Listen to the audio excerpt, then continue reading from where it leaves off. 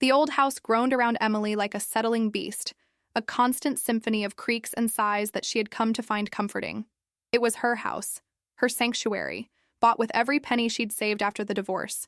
Each project she undertook was a reclamation of her own life, a physical manifestation of her building a new future for herself and her two children, 7-year-old Jack and 5-year-old Lily. The bathroom, with its peeling floral wallpaper and perpetually dripping faucet, was the final frontier. It was a relic from the 1970s, and its renovation felt like washing away the last remnants of a life that no longer fit. Her contractor had recommended David, a plumber with a solid reputation and a quiet, reassuring demeanor. He seemed trustworthy, his hands calloused and capable, his eyes holding a steady professional gaze. He arrived on time, laid out his tools on a worn canvas tarp, and spoke with a calm efficiency that put Emily at ease. While he worked, the rhythmic clang of his wrench against old pipes became part of the house's familiar chorus. Emily, meanwhile, tried to corral the boundless energy of her children in the living room, the scent of dust and old wood mingling with the sweet smell of the cookies she'd just baked. "Mom, can we go to the park?" Jack asked, tugging on her sleeve, his Lego spaceship momentarily abandoned. "Not right now, sweetie. The man is still working in the bathroom. We need to stay out of his way," Emily said, stroking his hair. "Why don't you and Lily draw me a picture of the new bathroom? Imagine a big, shiny tub." Lily, ever the artist, was already scrambling for her crayons. With a blue floor like the ocean, Emily smiled, a genuine, unburdened smile. This was it. This was the piece she had fought so hard for. The simple, chaotic beauty of a normal Tuesday afternoon. She made a fresh pot of coffee, the aroma cutting through the dust, and poured a cup for David, setting it on the corner of the kitchen counter. A little while later, the rhythmic banging from the bathroom stopped. Silence stretched for a moment, thick and unfamiliar. Then, David's voice, quieter than before, called out, "Ma'am, Emily, could you come here for a second?" Emily left the children coloring intently at the kitchen table and walked down the short hallway. The bathroom door was ajar, and David was crouched down beside the old vanity cabinet he had just disconnected from the wall. The floor was a mess of exposed pipes, dust, and chunks of drywall. He didn't look up as she approached. "Is everything okay?" she asked, her voice echoing slightly in the tiled space. "Yeah, everything's fine," David said, his voice low and gravelly. He gestured with his wrench toward a dark recess in the wall behind where the vanity had been. "Just wanted to show you this old piping before I replace it. See the corrosion there?" Emily leaned in, squinting into the dark, musty space. She could barely see anything, just a tangle of old copper and darkness. It smelled of damp earth and decay. She was about to say she couldn't see a thing when David shifted slightly, his body blocking what little light was coming from the hallway. He wasn't looking at the pipes anymore. He was looking at a spot just above them, a dark corner of the wall cavity. He leaned his head a fraction closer to hers, his voice dropping to a barely audible whisper, a ghost of a sound meant only for her. "Is that a camera?" The words didn't register at first. They were just sounds, disconnected from meaning. Camera? Why would he be asking about a camera?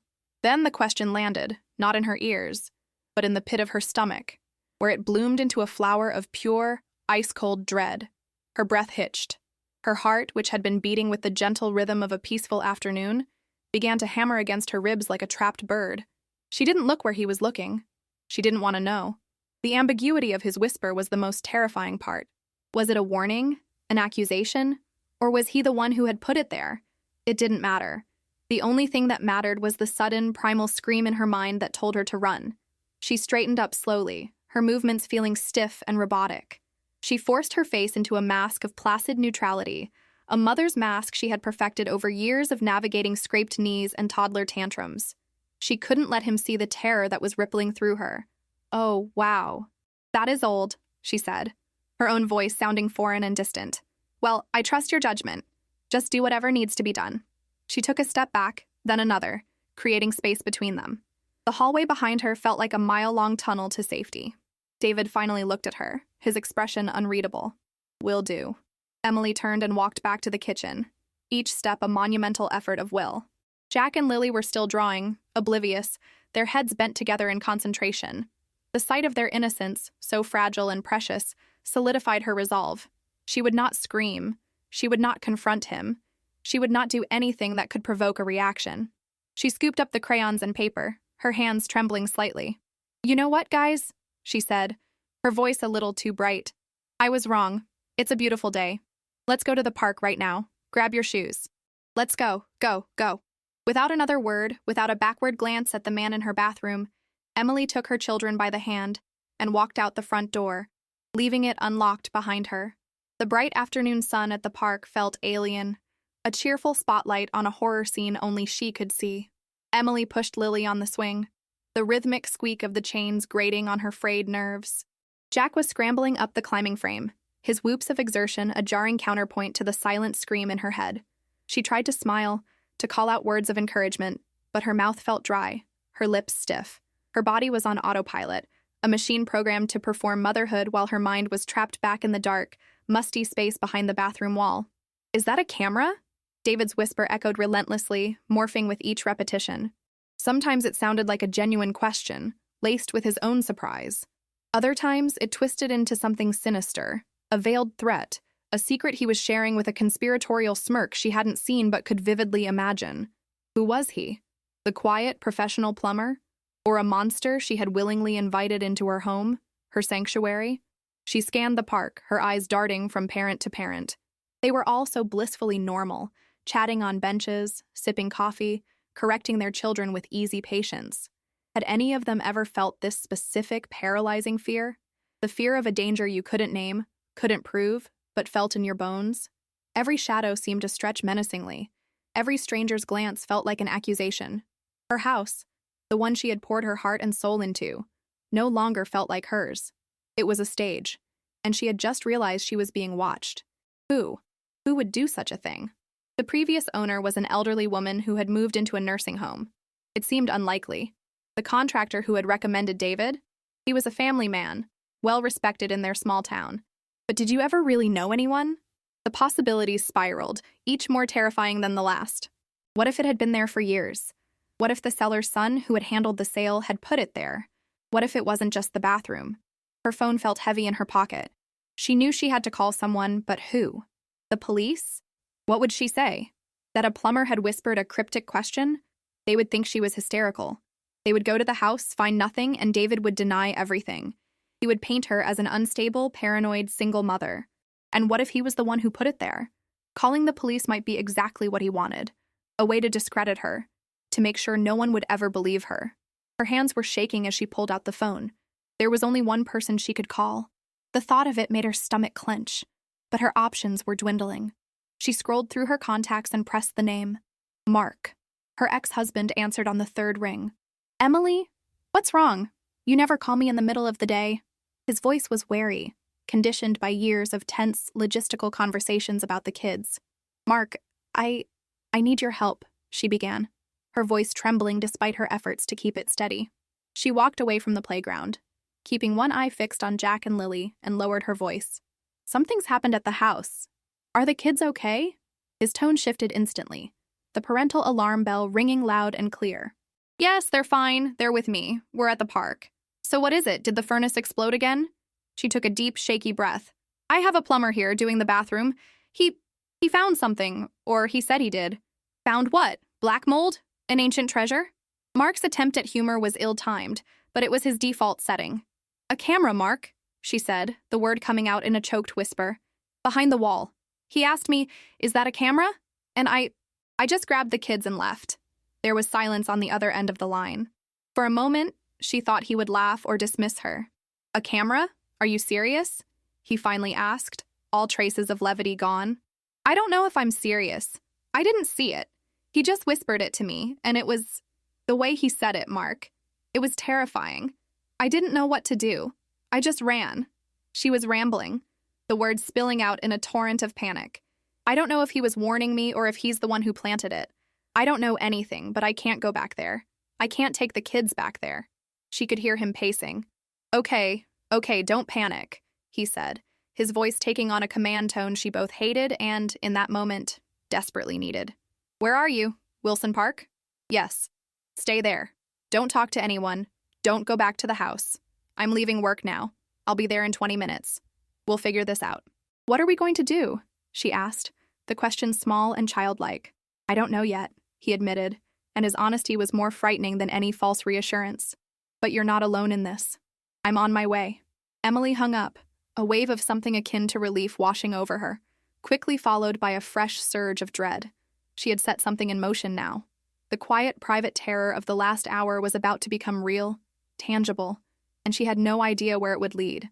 She watched Jack and Lily, their laughter carrying on the breeze, two bright sparks of light in a world that had suddenly become very, very dark. The 20 minutes it took for Mark to arrive felt like an eternity.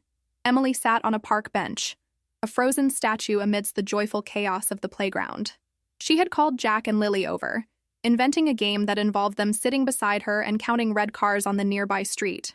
It was a flimsy pretext, but it kept them close, tucked under her arms. Every approaching car, every unfamiliar face sent a fresh jolt of adrenaline through her system. When Mark's gray sedan finally pulled into the parking lot, Emily felt her shoulders sag with a relief so profound it almost buckled her. He got out of the car, his face a mask of concern. He was still in his work clothes, his tie slightly askew as if he'd pulled it loose the moment he got in the car. They hadn't been a couple for years, and their interactions were often strained, a careful dance around old wounds. But seeing him now, striding purposefully toward them, he wasn't her ex-husband. He was Jack and Lily's father, a partner in the only job that truly mattered. "Hey," he said, his voice soft as he reached them. He crouched down to the kids' level first. "Hey guys, Daddy's here. Everything okay?" "We're counting red cars," Lily announced proudly. "I have 7. "That's great, sweetie," Mark said, forcing a smile before his eyes met Emily's. The question was there, unspoken. "Are you really okay?" She gave a slight, almost imperceptible shake of her head. "All right, team," Mark said, standing up. "Change of plans. How about we go for a little ride with Daddy? We're going to follow Mommy's car." He made it sound like an adventure, a spontaneous treat. The kids, delighted by the break in routine, cheered and scrambled towards his car. As they buckled the children in the back of his sedan, Mark spoke to Emily in a low voice. "Tell me again, exactly what happened, every detail." Emily recounted the story, her voice flat and hollow. The normal afternoon, the coffee, the quiet work, the sudden summons. She described David's posture, the way he'd leaned in, the precise, chilling timbre of his whisper. "I didn't look," she repeated, shame and fear mingling in her voice. "I should have looked. I should have demanded he show me.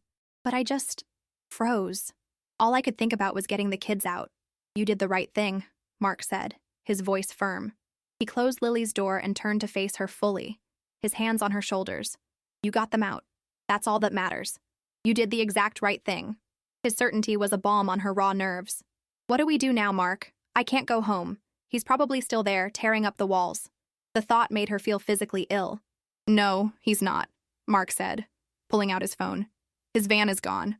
I drove past the house on my way here. The street is empty." "He's gone?" The news was both a relief and a new source of terror. Why had he left? Had he finished the job? Or had her abrupt departure spooked him? Did he take the camera with him? "I think we need to go back," Mark said slowly, watching her reaction. "No," Emily said immediately, shaking her head. "No, we can't. What if he's waiting for us? What if it's a trap? We'll go together," he reasoned, his tone calm and steady. "It's broad daylight. I'll go in first. You and the kids wait in the car. We have to know what we're dealing with, Em. We can't live in fear of a ghost. We need to see what, if anything, is in that wall. If there's a camera, we get it. We take it to the police, and we nail this guy to the wall. If there's nothing, well, we figure that out then. But we can't run from it." She hated that he was right. Running felt safer, but it wasn't a solution. The fear would follow them, a shadow attached to their lives, poisoning every moment of peace. Her home, her sanctuary, would remain a place of terror in her mind unless she faced what was inside it. She looked at her house keys in her hand, the small metal teeth that were supposed to grant her security. "And if he's there?" she whispered. "Then I call 911 the second I see him," Mark said without hesitation. "I won't be a hero. I'll go in, I'll look at that spot on the wall, and I'll come right back out. 5 minutes tops. You'll have your phone in your hand, ready to call the police if I don't come out in 5 minutes. Deal?" She nodded, her heart pounding a frantic rhythm against her ribs. It felt like a terrible plan, but it was the only plan they had. "Deal." "Okay," he said, giving her shoulders a final, reassuring squeeze. "Let's go find out what's really going on." They got into their separate cars, Emily's hands trembling so much she could barely fit the key in the ignition. As she followed Mark's sedan through the familiar streets leading back to her house, she felt a profound sense of dread. She was driving back toward the very thing her every instinct had told her to flee. The house, which had once represented safety and new beginnings, now loomed in her imagination as a place of dark secrets, and she was about to step back inside. Parking across the street from her own home felt like an act of espionage. The house looked exactly as she had left it, impassive and quiet, betraying none of the turmoil it now represented. The unlocked front door, slightly ajar, was a dark, gaping mouth. "Okay," Mark said, turning off his car. "5 minutes. Lock your doors. If you see anyone, or if I'm not back, just drive away and call 911. Don't wait." "Do you understand?"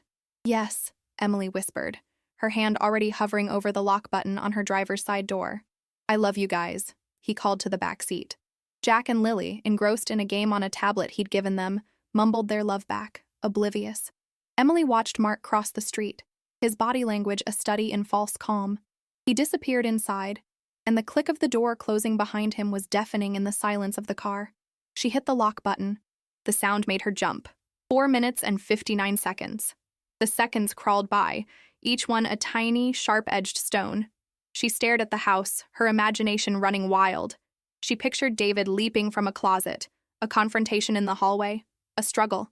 The house she had so lovingly painted and repaired became a house of horrors in her mind. Her gaze was fixed on the front door, willing it to open, willing Mark to walk back out. 2 minutes passed. A neighbor walked his dog, giving her a friendly wave. Emily could barely lift her hand in response. Her smile was a painful grimace. The normalcy of the world outside her car was a cruel mockery. 3 minutes. She checked on the kids, still glued to the screen. Thank God for the screen. 4 minutes. Her heart was a frantic drum against her ribs. She picked up her phone, her thumb hovering over the 911 emergency button. Her breath came in shallow, ragged gasps. Just a little longer. "Come on, Mark. Come on." And then, the front door opened. Mark stepped out, closing it firmly behind him. He didn't look panicked, but his face was pale, his expression grim. He walked back to her car with the same deliberate pace he'd used on the way in. Emily fumbled with the locks, her fingers clumsy with relief. He opened her door and crouched down, ignoring the kids for a moment to focus entirely on her. "What? What did you find?" she breathed, her voice barely a whisper. "Was it there? The camera?" Mark shook his head slowly. "No, not a camera." Emily's mind reeled. Nothing? There was nothing there? He was lying? Or he made a mistake? The rush of possibilities was dizzying. "No, there was something there," Mark said, his voice low and serious. He held out his hand. In his palm was a small black object, no bigger than a sugar cube. It was plastic, with a small mesh-covered circle on one side, and 2 thin trailing wires that had been crudely snipped. "What is that?" Emily asked, staring at the object. It looked vaguely electronic, but it was unlike anything she recognized. "It's a listening device," Mark said, his voice heavy. "A bug." It was tucked deep inside the wall cavity behind the plumbing. The wires were threaded through a tiny hole in the floorboards, leading down to the crawl space. "It's old, but the wires were attached to a battery pack that still had a faint charge. It was active, Emily." The air left Emily's lungs. A listening device. The words were somehow more sinister than camera. A camera sees, but a listening device hears everything. Every conversation, every argument, every tender moment with her children, every whispered secret. The intimacy of the violation was staggering. David wasn't whispering to be scary, Mark continued, piecing it together. He's a plumber, not a security expert. He saw something electronic wedged in the wall, and probably thought it looked like a small camera lens. He was trying to warn you without making a scene. He was trying to be careful. And when you ran, he must have realized how it looked, packed up his tools, and just left.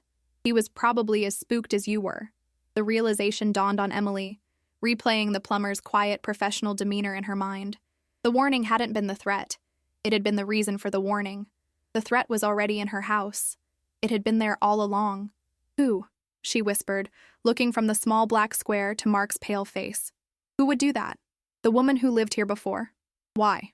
"I don't know," Mark said, his gaze turning back to the house. "But this isn't about a creepy plumber anymore. This is about your house. Someone, at some point, bugged this house. We need to find out who and why." The immediate danger had passed, but a much larger, more complex mystery had just opened up, and its heart was in the very place she was supposed to feel safest. The drive to Mark's house was a silent one. The small black bug sat in the cup holder between them, a malevolent little object that had shattered Emily's world. The kids, finally tired out, had fallen asleep in the back, their peaceful faces a stark contrast to the turmoil churning inside her. For the first time, Emily was glad to go to Mark's sterile, impersonal apartment. It was a neutral space, untouched by the violation that now clung to her own home. Once the children were tucked into the spare bed, Mark poured them both a glass of whiskey. Emily, who rarely drank, took it gratefully, the warmth of the liquid a small anchor in the storm of her thoughts. "A listening device," she said again, the words still feeling foreign and unreal. "I've been living in that house for a year." A whole year! Her mind reeled, replaying countless private moments, late-night phone calls with her sister, tearful frustrations over finances, lullabies sung to Lily, arguments with Mark about visitation schedules. Had someone been listening to it all? "We don't know for how long it was active," Mark said, leaning against the counter. "It could have been dead for years until David's work somehow jostled the wiring." He was trying to be practical, to contain the horror within logical boundaries. "First thing tomorrow, I'm calling a security company, a real one. They'll sweep the entire house, from the attic to the crawl space. We need to know if there are more." "And then what?" Emily asked. "The police?" "Yes. Then we go to the police with this," he said, nodding at the bug. "This is evidence. It's not just a feeling anymore. And I'm going to call the real estate agent who sold you the house. We need to know more about the previous owner, not just the elderly woman, but her family." The next day was a blur of methodical action that felt strangely detached from the emotional chaos. While the kids stayed with Mark, Emily met a two-man security team at her house. She watched as they moved from room to room with sophisticated equipment, their movements calm and professional. It was a surreal experience, watching strangers hunt for secrets in her walls. They found one more device in the master bedroom, behind a power outlet. It was an older model, its battery long dead, but its presence confirmed a pattern of invasive surveillance. Later that afternoon, Mark called. "I think I found something," he said, his voice tired. "I spoke to the agent, who put me in touch with the seller's son. He was hesitant to talk at first, but when I explained what we found, he opened up." Mark paused. The woman who lived there, Eleanor, her husband passed away about 5 years ago. According to the son, the last few years of his life, the husband became extremely paranoid. He had suffered a minor stroke and developed a belief that his wife was conspiring with her family to put him in a home. He was convinced she was meeting with lawyers and financial advisors behind his back. It turns out he hired a low-rent private investigator to install listening devices in the house so he could keep an eye on her. The son was horrified when he found out after his father's death. He thought he'd found and removed them all. He was deeply apologetic, Emily. He had no idea one was still active. The story was so mundane, so sad, and so deeply human. It wasn't a faceless monster or a dangerous stalker. It was the tragic, misguided act of a fearful old man, a ghost whose paranoia had lingered in the walls long after he was gone. The violation felt no less profound, but the fear, the sharp, immediate terror, began to recede, replaced by a strange sense of pity.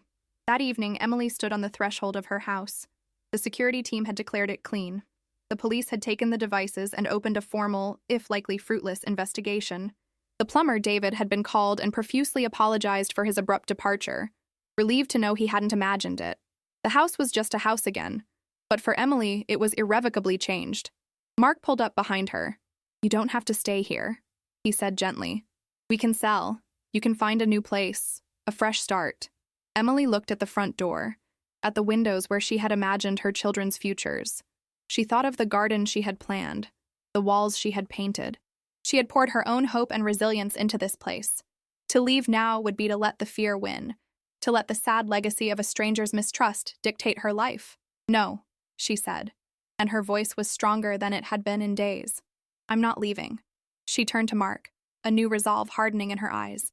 "This is my house. I bought it. I'm fixing it. No ghost is going to chase me out of my home." The next day, David the plumber returned. He worked quietly and efficiently, and when he was done, the old corroded pipes were gone, replaced by new, shining copper. The bathroom renovation continued. Walls were plastered, floors were tiled in the ocean blue Lily had dreamed of, and a new, gleaming tub was installed. With every improvement, Emily felt like she was healing the house, and in turn, healing herself. Months later, the house was finally quiet again. The renovation was complete. Emily stood in her new bathroom, the scent of fresh paint and clean grout filling the air. She looked at her reflection in the new mirror, not at a victim, but at a survivor. The house was no longer a place of secrets, but a testament to her strength.